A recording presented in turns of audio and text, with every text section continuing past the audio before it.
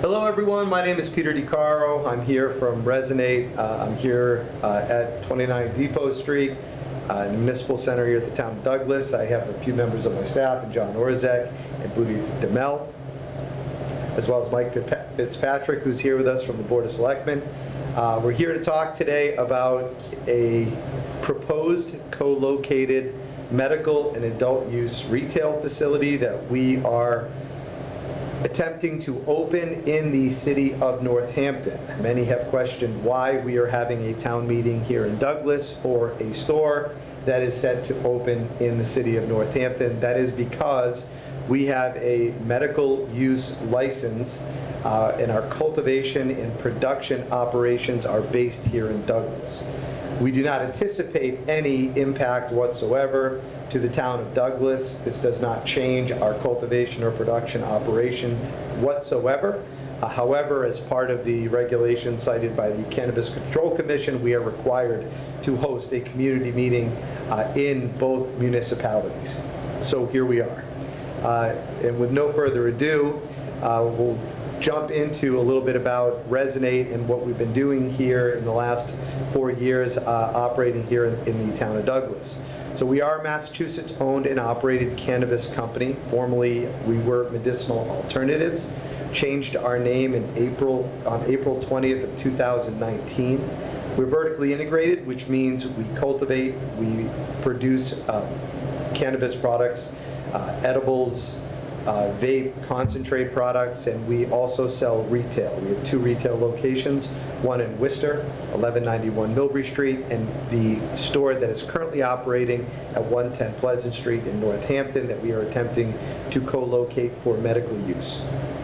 We currently hold 5 licenses with the state of Massachusetts to cultivate, manufacture, and distribute cannabis products. Our facility here in Douglas opened as a 52,000 square foot operation. We have expanded upon that slightly with some ancillary storage space, but we are currently operating the 52,000 square feet in terms of cultivation and production operations. Everything that we do is complicit with GMP practices in terms of food grade handling and consumables. Everything that we produce is in compliance with the Cannabis Control Commission's requirements and regulations.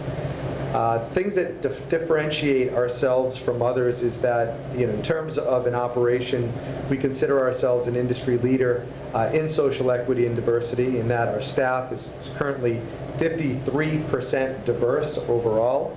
Our executive or our leadership team and management team currently stands at 57%, which is something that we're quite proud of, and that includes the diverse populations of the LGBTQ+ community, women, minorities, disabled, so it encompasses all of those groups.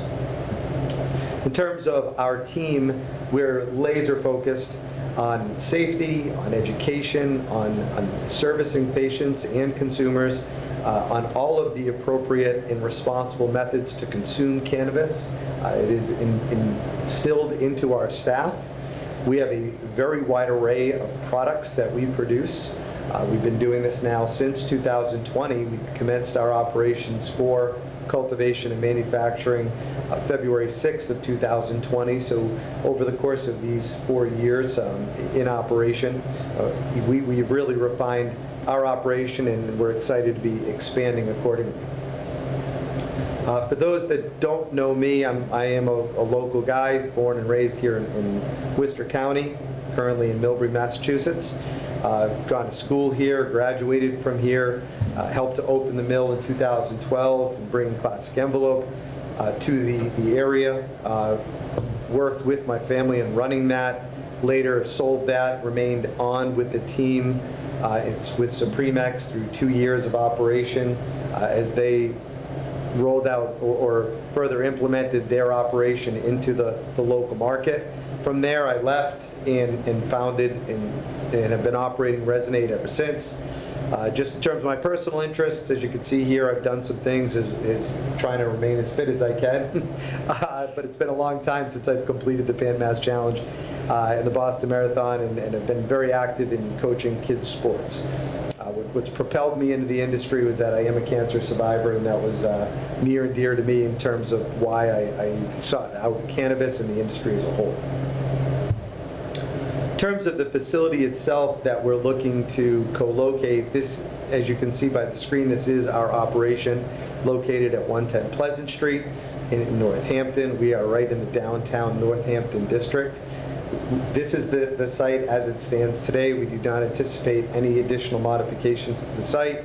There are some workflow initiatives that we need to implement inside of the building in terms of proper storage with adult and medical use products, as well as in managing the overall customer experience, ensuring that medical and adult use are properly separated. But we've been operating as a co-located site in Worcester at the 1191 facility now for since actually July 7th of 2020, so we're quite adept at understanding how to maintain proper inventories across medical and adult use consumers. So this is something that we're very comfortable in doing. As always, we work with our local municipalities to make sure everything goes smoothly. In essence, we like everyone to just know we're there as a safe and responsible patron in the community, always willing to comply with all permits, and there to ensure that proper security steps to ensure that diversion of products don't occur, things along those nature. We've been a good neighbor, I think, to all communities that we've been in thus far. In terms of the parking and traffic impacts, we don't expect any. As you can see here, we have a parking lot outside of our facility, hosts about 14 cars. There's on-street parking all around Northampton. We stagger our deliveries to ensure that there are no potential security risks, no planned routes.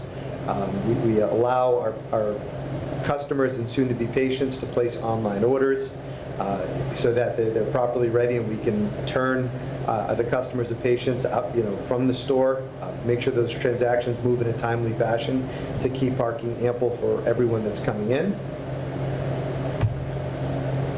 In terms of our security, everything that we do has been developed in partnership with a professional security and alarm company. Again, adhering to all of the CCC regulations. The site is completely state-of-the-art. The security system is state-of-the-art. Perimeter alarms are all over the building, internal alarms, duress alarms. We ensure that it's a very well-kept facility. The grounds are all properly maintained. There is nothing there to prevent line of sight diversions. We're dialed into a security system 24/7. We're connected to most municipalities' police systems. We have proper failure notification systems in the event there's a power outage. Our systems all remain up and running. We have backup alarms in place. At the end of the day, we've proven that our security systems are not only a benefit to those inside of the building, but they've been proven to help those municipalities in that if there has been any particular activity surrounding our building, we've participated in several municipalities now in helping to catch various perpetrators. So this becomes an added benefit to all municipalities. Again, as I pointed out here, the exterior of the facilities are all properly maintained. There are security protocols to ensure anyone entering the building is doing so properly. Whether as a patron, we are ensuring that they're meeting the age requirements. If they're patients, we're ensuring that they do have sufficient identification as well as any state-issued patient registration cards to ensure that they have entry. Same applies to caregivers that are representing other patients in the Commonwealth. All of our agents, all of the visitors that do come in that are not shopping in the dispensary are required to provide identification and sign in accordingly. All those logs are maintained and available. There is no on-site consumption on any of our properties, and that is properly posted. And we have security personnel on-site during business hours, and the site is maintained fully 24/7. In terms of preventing diversion to minors, all of our marketing, all of our product development is developed in mind to ensure that we do not market whatsoever to minors under the age of 21. We do not produce products that contain cartoon images, references to any kind of minor or caricature, cartoon types of products that would generate interest from a child or anyone under the age of 21. We ensure that all of our products have the proper warnings, including all of our advertising that may occur on our website or online over the internet. We have an age gate on our website to ensure that anybody who does hit our website has to verify their age. We do not hire anyone under 21 or anyone that's been convicted of distributing to minors of any controlled substance whatsoever. And again, all patrons are required to issue their government ID, and those are scanned upon entry for accuracy. In terms of our plan to avoid creating a nuisance to the community, it's also, I would say, a plan to benefit the community. One example of this is in Worcester. We remove all litter and waste from our site and surrounding area every day. We clean the area. It's a requirement of ours that our patients and consumers have a very clean and an upstanding experience when they come in. There isn't any loudspeakers or any bright lights that are proving to be a nuisance to the community. There's no outside or exterior advertising that suggests that there are cannabis products for sale or something that would demonstrate to anyone under the age of 21 or anyone on the exterior of the building whatsoever that there's cannabis inside the facility. Our delivery vehicles that come in are also unmarked. Our vehicles are all unmarked. So we do not engage in any advertising on vehicles whatsoever. And in terms of, let's see here, signage, we comply with all of the local permits in terms of what signage is permitted to us. We ensure that if there are illuminated signs that they do shut down at 30 minutes before sundown to ensure that we're not a distraction to any of the residents around our facilities. Again, there's no consumption on site. And all of our products, or 90+% of our products, are actually prepackaged and sold as a prepackaged item. We do offer deli for certain flower products, so people can come in and inspect and see, the actual flower that they are purchasing. But that's done on a much more limited basis versus our prepackaged items. So in terms of an operation, our benefits are mainly to the city of Northampton. Again, for the town of Douglas here, as an operator here in the town, we've met this following criteria.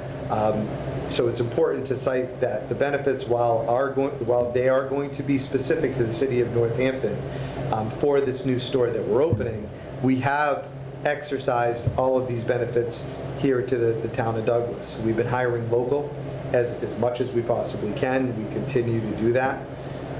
In terms of the building, we've developed the building. There's been tax revenue. There's been other revenue that the town has been able to benefit from as a result of us being here. It's been safe. Again, with the proper security and the exterior security that we have, we've made sure that the property here at 120 Douglas, 120 Gilboa, has been properly secured and managed. At the end of the day, as an operation, we've been doing this for several years, again, operating businesses here in the town since 2012, so we operate all of our businesses with a great deal of responsibility, ensure everyone is properly background checked, and make sure that everybody meets the requirements set forth by the CCC in terms of qualifications to even work within the cannabis industry. We've improved all the sites. Again, the one here in Northampton, we've helped to improve. It was an abandoned building. As we all know, the facility here at 120 Gilboa was unoccupied when we took that over. So we've done a great deal in investing in the local communities and ensuring that we're improving property values. I'd say the most prideful comment that we could make regarding this whole initiative is that we are producing some of the best quality cannabis products here in the Commonwealth.